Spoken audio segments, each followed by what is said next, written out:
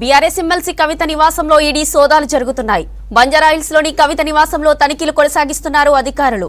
ED joint director ఆధ్వర్యంలో 10 మంది ED అధికారులు సోదాలు నిర్వహిస్తున్నారు. లిక్కర్ స్కామ్ లో కవిత ఇంట్లో సోదాలు నిర్వహిస్తోంది ఈడీ. ఈడీ సోదాలకు సంబంధించి మరిన్ని డీటెయిల్స్ ధనరాజ్ అందిస్తారు. ధనరాజ్, కవిత ఇంట్లో ఈడీ సోదాల అప్డేట్స్ ఏంటి?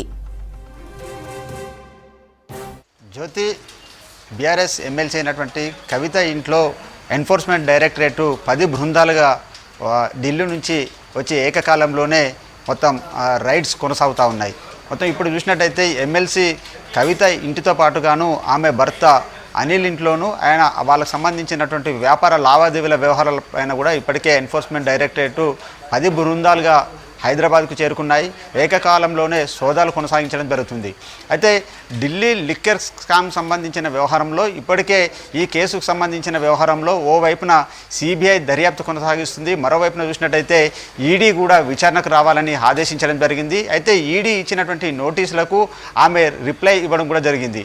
ఏదైతే తనకు లోక్సభకు సంబంధించినటువంటి ఎన్నికల షెడ్యూల్ ఉంది, ఈ క్రమంలో తాను విచారణకు హాజరు కాలేకపోతున్నాను అంటూ కూడా ఆమె రిప్లై ఇచ్చారు. ఆ తర్వాత ఓవైపున ఈడీకి సంబంధించినటువంటి కేసు సుప్రీంకోర్టులో ఉండగానే తనను విచారించేటువంటి పరిణామం, అంటే ఒక మహిళగా ఉన్నటువంటి క్రమంలోనే తాను విచారణకు సంబంధించిన వ్యవహారాలలో కొన్ని పరిమితులు ఉన్నాయి, తాను విచార సంస్థలకు మాత్రము ఏదైతే డిజిటల్ సంబంధించినటువంటి జూమ్కి సంబంధించినటువంటి వ్యవహారంలో తాను దానికి రిప్లై ఇస్తానంటూ కూడా చెప్పడం జరిగింది. ఈ కేసు సంబంధించిన విషయంలో కూడా చూసినట్టయితే ఈ నెల 19వ తేదీకి కూడా వాయిదా పడినటువంటి పరిస్థితి.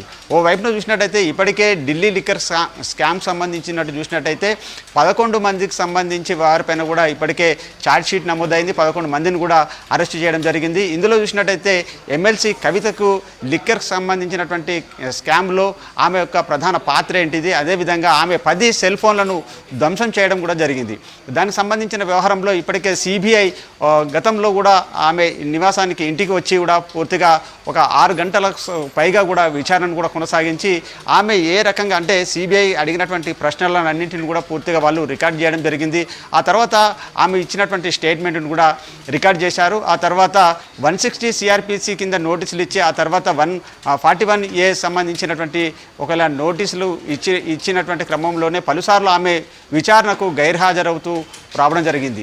అంతేకాకుండా ఓ వైపున చూసినట్టే ప్యారలల్గా అంటే సమాంతరంగా చూసినట్టయితే ఈడీ ఎన్ఫోర్స్మెంట్ డైరెక్టరేట్ కూడా ఇప్పటికే ఈ ఢిల్లీ లిక్కర్ స్కామ్ సంబంధించిన వ్యవహారంలో డిప్యూటీ సీఎం అయినటువంటి మనీష్ సిసోడియాతో పాటుగాను సత్యేంద్ర జైన్ మినిస్టర్ను కూడా అరెస్ట్ చేశారు. అదేవిధంగా తెలంగాణతో పాటుగాను ఆంధ్రప్రదేశ్లో ఉన్నటువంటి మాగుంట రాఘవ కావచ్చు, శ్రీనివాసరెడ్డి వారిని కూడా ఈ ఛార్జ్షీట్లో పేర్కోవడం, అదేవిధంగా ఈ సమీర్తో పాటుగాను అమిత్ అరోరా ఇచ్చినటువంటి ఏదైతే ఛార్జ్షీట్ ఉందో ఆ ఛార్జ్షీట్లో ఎమ్మెల్సీ కవిత పేరు కూడా ఒక 10 నుంచి 18 సార్లు కూడా ఆమె పేరు రావడంతో కూడా ఎన్ఫోర్స్మెంట్ డైరెక్టరేటు పూర్తిగా ఈ కేసుకు సంబంధించి విచారణలో ఫోకస్ పెట్టడం జరిగింది. అయితే వందలాది కోట్ల రూపాయల లిక్కర్ పాలసీ వ్యవహారంలో ఎమ్మెల్సీ కవిత ఈ సౌత్ గ్రూప్ను ఎలా మేనేజ్ చేసింది అనే విషయాలపైన కూడా ఇప్పటికే ఓవైపు సిబిఐ దర్యాప్తు కొనసాగిస్తుంది.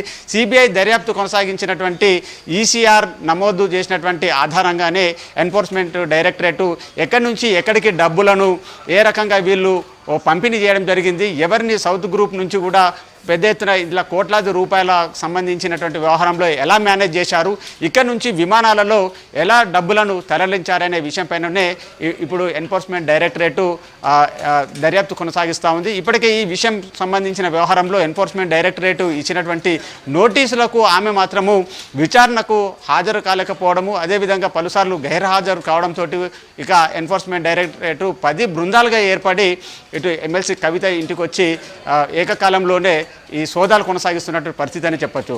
మరోవైపున మనం చూసినట్టయితే ఆమెకున్నటువంటి వ్యాపార లావాదేవీలు చూసినట్టయితే ఆమె భర్తతో పాటుగాను ఆమెకు ఉన్నటువంటి ఎవరైతే సౌత్ గ్రూప్ మేనేజ్ చేసినటువంటి ఎవరైతే 11 మంది ఉన్నారో అమిత్ అరోరాతో పాటుగాను పలువురికి సంబంధించినటువంటి రిమాండ్ రిపోర్ట్లో ఇచ్చినటువంటి ఆధారంగా కూడా పూర్తిగా దర్యాప్తు కొనసాగిస్తూ ఉన్నారు. మనం చూసినట్టయితే ఒకసారి కేసు సంబంధించినటువంటి స్టడీ చూసినట్టయితే ఈ కేసు చూసినట్టయితే 170A 120B 17FPC యాక్ట్తో పాటుగాను సిబిఐ ఒక ఎఫ్ఐఆర్ సెక్షన్లను కూడా పెట్టడం జరిగింది. 477A 120B యాక్ట్ ప్రకారం కూడా గతంలో 2022లో కూడా ఒక సిబిఐ నమోదు చేసినటువంటి ఎఫ్ఐఆర్ ఆధారంగానే ఈడీ దర్యాప్తు కొనసాగిస్తూ ఉందని చెప్పొచ్చు. అయితే ఎమ్మెల్సీ కవిత పైన కూడా చూసినట్టయితే 177A 120B యాక్ట్లతో పాటుగాను ఈ సిబిఐ ఆధారంగా ఏదైతే ఈసీఆర్ నమోదు చేసిందో దాని ఆధారంగానే ఈ ఎమ్మెల్సీ కవితను కూడా విచారణకు ఈ ఎన్ఫోర్స్మెంట్ రంగంలోకి దిగిందని తెలుస్తూ ఉంది. ఇప్పటికే ఈ కేసులో చూసినట్టయితే మనకు సమీర్ మహేంద్ర ఇచ్చినటువంటి అరెస్టు, ఆ తర్వాత ఛార్జ్షీట్లో పేర్కొన్నటువంటి ఆధారంగా కూడా ఆమెను విచారించేందుకు గాను ఇప్పటికే పలు ఆధారాలతోటి సిబిఐ ఇచ్చినటువంటి వాంగ్మూలం ఆధారంగాను, అదేవిధంగా 10 సెల్ ఫోన్లను ఎందుకు ధ్వంసం చేసింది అనే విషయాలపైన కూడా పూర్తిగా ఫోకస్ పెట్టడం జరిగింది. ఇందులో చూసినట్టయితే ఈడీ ఛార్జ్ షీట్లో అరుణ్ పిల్లై ఇచ్చినటువంటి కీలకమైనటువంటి ఆధారాలు రిపోర్టు ఆధారంగానే ఇప్పుడు ఈ సౌత్ గ్రూప్ని ఏ రకంగా ఎమ్మెల్సీ కవిత మేనేజ్ చేసింది, ఎక్కడి నుంచి ఎక్కడికి డబ్బులు హవాలా రూపంలో కానీ ఇతరత్ర విమానాల రూపంలో ఎలా డబ్బులు పంపిణీ జరిపింది అనే విషయంపైననే ఎన్ఫోర్స్మెంట్ డైరెక్టరేట్ ప్రధానంగా ఎమ్మెల్సీ కవితను విచారణ కొనసాగించనుంది. ఆమె ఇచ్చేటువంటి స్టేట్మెంట్ ఆధారంగాను, ఆమెకు ఉన్నటువంటి వ్యాపార లావాదేవీలు కావచ్చు, మొత్తం బిజినెస్ యాక్టివిటీతో పాటుగాను రాజకీయ పరంగా ఆమెకు ఎన్ని రకాలుగా ఆదాయం వస్తుంది, వేటి ద్వారా కూడా డబ్బులను ఎటు మళ్లించారు అనే విషయాలపైన ప్రధానంగా ఎన్ఫోర్స్మెంట్ డైరెక్టరేట్ దృష్టి సారించినట్టు తెలుస్తా ఉంది. మనకు సౌత్ గ్రూప్ ప్రతినిధులైనటువంటి అరుణ్ పిల్లై కావచ్చు, అదేవిధంగా అభిషేక్ బచ్చన్, బుచ్చిబాబు గతంలో చూసినట్టయితే ఈ పిల్లై సూచనలతోటి మాత్రం ఇండో స్పిరిట్ సంబంధించినటువంటి గ్రూప్లో చాలామందితోటి కూడా ఈమె సంబంధాలు నేర్పడం జరిగింది. మొత్తం మీద చూసినట్టయితే ఈ క్రమంలోనే కొంతమంది రాజకీయ నాయకులతో పాటు కొంతమంది బిజినెస్ సంబంధించినటువంటి బడా నేతలతోటి ఈమె పలువురితోటి ముడుపులు చేసి కోట్లాది రూపాయలను ఈ సౌత్ గ్రూప్ ద్వారా కూడా మొత్తం లిక్కర్ సంబంధించినటువంటి పాలసీ మేనేజ్ చేసిందనే విషయాలపైననే ఎన్ఫోర్స్మెంట్ డైరెక్టరేట్ మొత్తం మీద విచారణ కొనసాగిస్తుందని చెప్పొచ్చు.